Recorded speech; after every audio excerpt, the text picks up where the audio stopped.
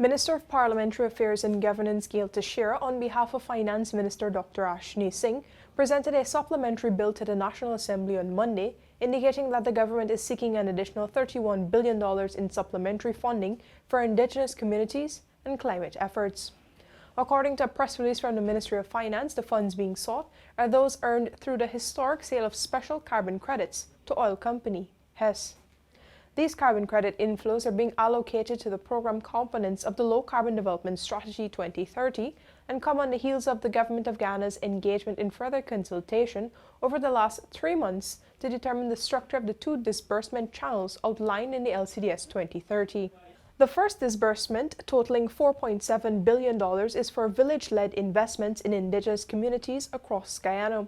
The government had promised that 15% of all carbon credit earnings would be allocated directly towards Indigenous communities, and under this arrangement, it was previously announced by Vice President Dr. Bart Jagdeo that each community would receive a minimum of $10 million and up to $35 million to spend on their village improvement plans.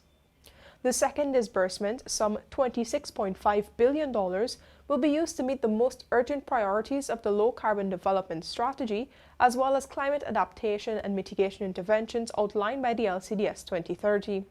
Previously, it was noted that the government would be investing some of its funds for climate adaptation and mitigation in replicas of the massive Hope Canal in Regions 3, 5, and 6.